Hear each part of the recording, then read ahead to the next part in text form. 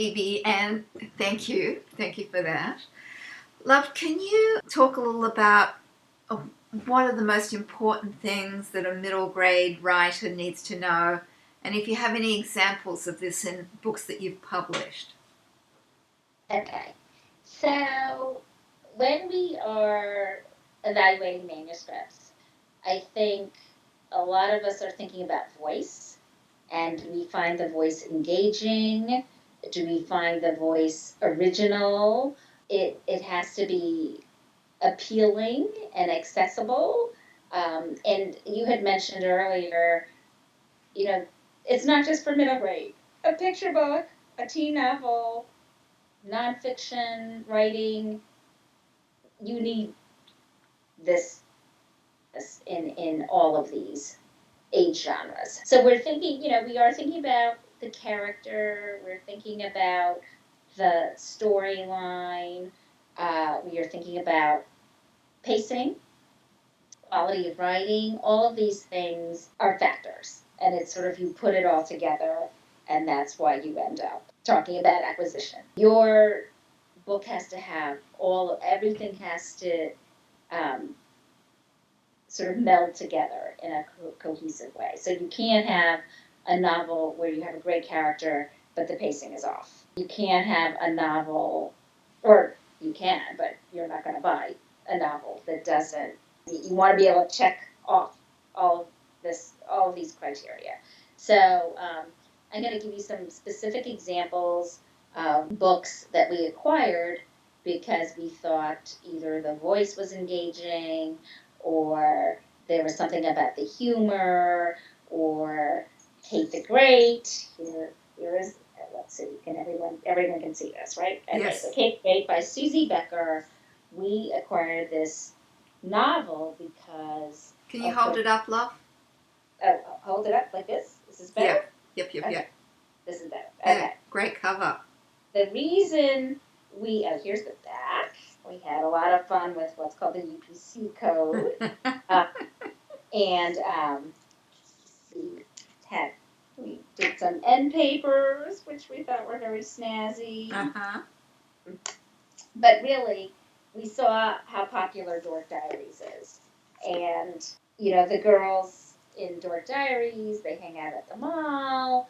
They are very typical middle grade girls. But we thought, what if you had a character where she's an artist and she's maybe not quite the perkiest kid in class and maybe not the most popular kid in class and maybe she's one of the brightest girls in class, and wouldn't it be great to have an illustrated novel about a girl like this? And Susie, our author, she actually helped co-found a charter school, and so when she wrote about Kate and it's sort of the trials and tribulations of Kate, age 10, her family dynamic, not always easy being in the middle, but also some of the school, even though art is her favorite topic, her art teacher, Mrs. Petty, well, The name says it all. exactly, not the most creative art teacher around, and it makes Kate very frustrated, but oftentimes that makes some of the moments very funny. So this is an example of a book that I felt had the humor, had an interest in character. Susie is a fabulous writer, and we thought we could do something distinctive that would contribute to the sort of illustrated novel genre, which has become increasingly popular. Did she illustrate it as well? Yes, she's both the author and the illustrator. Excellent. Here's another book, Thrones and Bones, also from the very first sort of crown list of 2014. When I read the manuscript, so it's Frostborn, it's in the Thrones and Bones series, and the author is Lou Anders. And this was a first book for him. What I loved was I loved a lot of things about this book. It's set in sort of this mythic version of Norway. And Karn, who is our hero, he's a gamer. Instead of doing the jobs he's supposed to do. He's basically the son of a very wealthy farmer. He would rather be playing a board game called Thrones and Bones. And in the back of the book, we actually have the rules for how to play the game. So, what I just loved was, I mean, I thought that today's readers would immediately connect with, sort of the video gaming thing, but here is a character, that's all he wants to do. And basically, Thrones and Bones is sort of a version of chess. Then he meets this girl, and her shtick is that she is biracial. She is half giant and half human, and because of that, she towers over humans. But she's teeny tiny compared to the giants that she lives with, and she's struggling. And she's very impulsive, unlike Karn, who always thinks first and is a bit of a strategist. She's more brawn than brain. And I just thought it was hilarious that Lou put these two characters together. I had grown up reading Lloyd Alexander and loving his novels for children, and I really felt that the adventures Lou was putting his characters in really sort of reminded me of the novels that I had loved reading as a middle grader.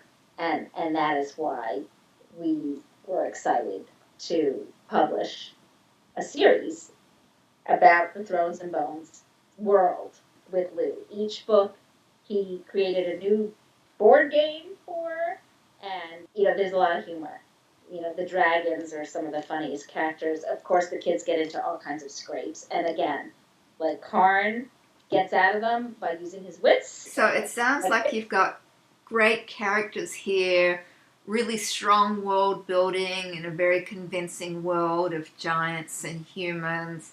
And then we've got sort of, underlying themes of wanting to find your place. You've got this girl who's small as a giant and big as a human, and where does she fit in all of this? Am I...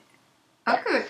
These are perennial themes, so it's really about how did Susie Becker, how did Lou Anders think of a new way to present a perennial theme. So that is really sort of the art, the trick, what have you. But that's over and over again. Any of the other books I'll talk about today, really, it's the same thing. It's, about loss or about family or about friendship, but with a twist that hopefully you have not seen. That's or fresh. Just us, like exciting writing, like exciting new voice, because that's, there's nothing better. I know. I came across an article in the New York Times, a guy talking about Vicks nasal spray. It was a whole article. It was not a review. It was something, some positive thing about Vicks nasal spray. But it was written in such a way that it was like this life and death drama with Vicks nasal. It was so brilliantly written that it was just, wow, this is amazing writing. And it just really brought home how it doesn't matter what you're writing about. How can you make it in a way that's really fresh and exciting and innovative and just, grabs the reader by the kishkas and, and won't let them go. Exactly. When we're reading manuscripts, and I know we're going to get to this a little bit later too, you can't have the feeling of, oh, I think I read this already, or oh, this sounds like something I read. And it's a tricky thing because I know how much time and effort people put into their writing. So you always want to think, I am writing the most original work of literature around. But, part of my job is, and, part of how we train our junior editors is helping to determine what really is original writing, what really is an original voice, what really is a memorable character.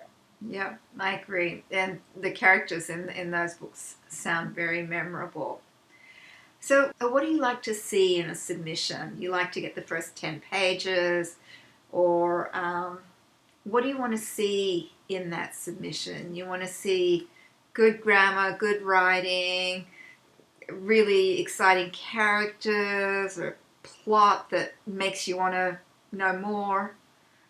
What I would say, when you're thinking about grammar, I mean, that's a given. The truth is, almost every manuscript I read is agented.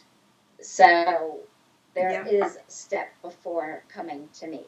And the agents are already vetting the manuscripts and sort of helping to figure out, what this is a book that I think will appeal to this particular editor at this particular house. So that is the truth. So saying, here is what we do if we had 10 pages. Because oftentimes when I go to conferences, that's all I have. And I will be very candid that there's a difference between somebody who is published and somebody who's unpublished. So generally, what we would say is if you are an unpublished author, we actually do want to read the entire manuscript because we want to make sure you can write a full-length work. Interesting. Yeah. So what happens is oftentimes if you write 3 chapters, you don't really know that you can write 25 chapters. So the truth is, what happens with maybe 10 pages is that we read it quite the same way I was mentioning before. We read for voice, originality, characterization, pacing. It's a little tricky though. How much can you tell about pacing in 10 pages? Right. You can a little bit, not really everything you need to know, but certainly it can tell you enough to know, oh, is this a book I would want to read in its entirety? So the truth is, the exact same principles apply when you are, evaluating 10 pages. Now, a lot of editors you'll talk to, though, will also say, well, I know that sometimes some people have trouble with their opening and they really get going on page 60. So that's, the drawback to only seeing the first 10 pages, too. Mm. People really, you might really have a gem, but it started on page 61. And really the first 30 pages needed to be cut. But, it's just everybody has time constraints. So, unfortunately, this is really how we need to do it, at least for conferences. You're probably not, I mean, sometimes people only give a first sentence. It's also tricky. Yeah. Yep. Phoebe, thank you. For our last thing, would you be up to sharing a couple more books? And if you could, rather than talking about what they're about, talk about them in terms of being mentor texts. So the things that students will learn from reading these books. Okay, so Dragon's Guide to the Care and Feeding of Humans. Of course, there are a lot of dragon books out there. So what I was excited about was The Talking Dragon, who's a curmudgeon. Winnie, both of them are suffering a loss. And I felt that the way the authors handled that aspect of the friendship was really touching. They also did something cool where, so the conceit is the dragon thinks of the human as her pet, her pet human, and the human thinks the dragon is her pet dragon. And there are tips in each chapter. Tips in each chapter, which are the dragon's advice for how to raise a pet, which were just hilarious. And I just thought that was like this extra something that made the read just a little bit more singular. So, I mean, obviously these are very seasoned authors, but I would like to believe that even if this had come from other authors, I would have been drawn to the voice and the premise. And who are the authors? Oh, Lawrence Yep and Joanne Ryder. Yes. Writing together for the first time. I know, I've met them both. In the 80s. I met them in the 80s. And see, I started working with Larry in the 80s and then Joanne in the 90s. So it was really a special project to get to work with both of them. But let me talk about a debut author. When Dead Boy by Laurel Gale came to me, I was excited because I was a huge fan of the Graveyard Book. by Neil Gaiman. Mm. And I thought, you know what? What do you read after you've read Graveyard Book? And Coraline could be this one. Through magical means, our character is dead, but he's still around. But he does stink because that's usually when you're dead. You That's know, quite the flaw. yeah, he's got Yeah, flaws. and it's really great for characters to have flaws. Yes, yes. And there was a very ironic voice in the writing, which I Mm-hmm. was completely drawn to. I felt that the writing was very, very tight. And I asked the agent, I said, it's really clean. Even though, we had some revision, but really, I was just blown away by the tight writing. It was very, very impressive. And, I've read a couple novels by Laurel since, and same thing. So I was very um, drawn to sort of the weirdness of this particular character and storyline. Although, what was the topic? He just wants a friend. He's still that's all he cares about. Yeah, it's that universal theme, that perennial, but Yeah, it's told in a really fresh and original way. exactly. So Let's. that's why um, she got her book deal for that very reason. Um, Raymond Arroyo, he's coming at my colleague Emily Easton acquired this series. Um, and what we were excited by was, um, you know, there are a lot of adventure series, but in so many of them, the character is an orphan, or somehow he or she is separated from the parents in some way. And Raymond said, I really would like to write about an intact family and a multi generational cast of characters. And we were excited about that. And then there is a historical component to these novels. He's writing about relics that actually have existed in time, and we just thought it was very cool for him to introduce this layer alongside what's really supposed to be a page turning read. And it won't come as a surprise. The character is flawed. He doesn't know, he's impulsive. He doesn't do the right thing.